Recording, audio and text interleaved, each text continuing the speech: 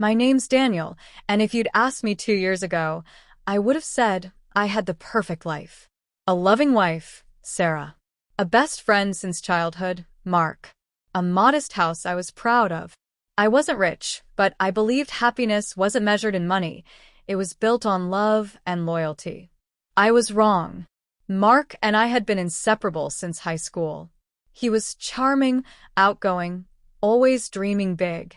I was quieter, more practical. I worked a steady job as an IT technician. He was chasing startup ideas, business ventures. Sarah always said she liked my stability.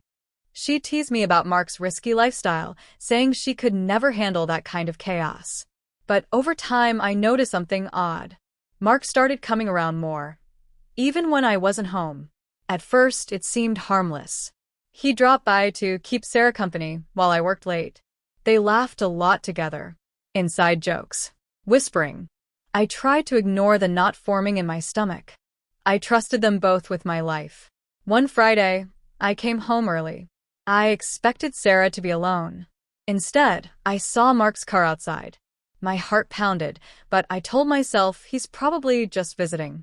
When I stepped in, the house was quiet. Too quiet. Then I heard low voices from the living room.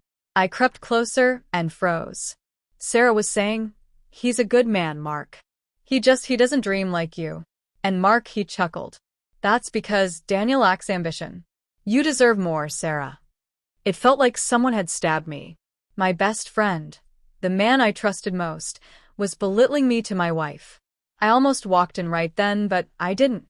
Something inside me whispered, "Wait. Watch." The next few weeks were torture. I started noticing texts Sarah would hide. She dressed nicer when Mark said he might stop by. Her phone was suddenly password protected. I told myself I was imagining things, but deep down I knew. One night, after she fell asleep, I checked her phone. My hands trembled as I read the messages. Mark. Did you tell him yet? Sarah. No. He'd be crushed. Let's wait a bit. Mark. He'll understand eventually. You deserve happiness. My world crashed. My wife. My best friend. Plotting to leave me because I wasn't ambitious enough. I didn't wake her. I just sat there in the dark, numb. My heart broke, but under the pain, something else began to burn. Anger. If they thought I was weak, they were about to learn otherwise. I didn't scream. I didn't confront them. Instead, I became patient, coldly patient. I started documenting everything.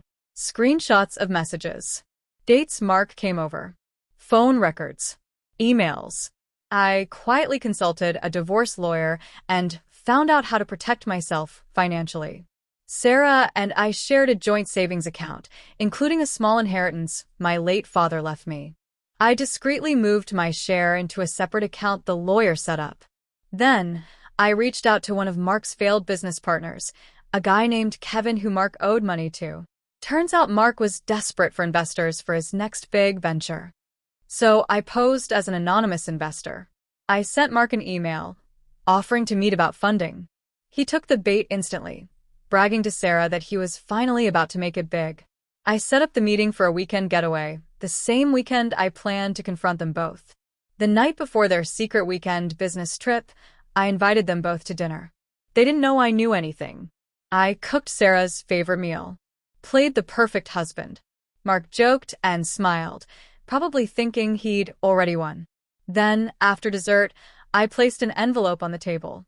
"Before you two head off tomorrow," I said calmly, "you might want to see this." Sarah looked nervous. Mark laughed awkwardly. "What's this, man?" I opened the envelope and spread out printed screenshots of their texts. Pictures of them together from the security camera I'd installed. Bank records showing my money moved.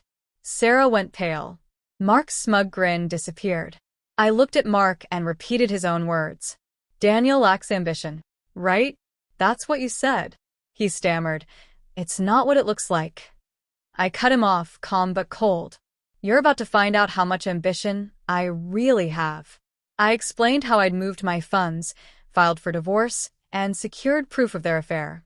How the investor Mark was meeting wasn't real, just a setup to waste his time and make him look foolish. Mark's face turned red with rage. Sarah started crying, begging me to talk this through. But I was done talking. I stood up, looked at both of them, the two people I loved most, and said, "You deserve each other. But you won't destroy me on the way out."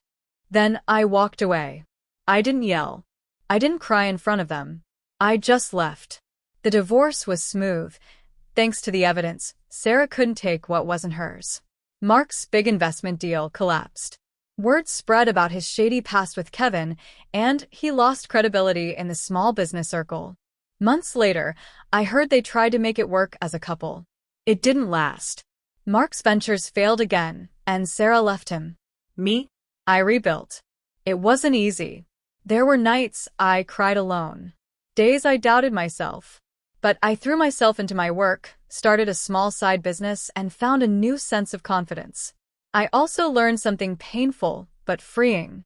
Sometimes the people you trust most are the ones who will betray you deepest. But you don't have to lose yourself to their betrayal.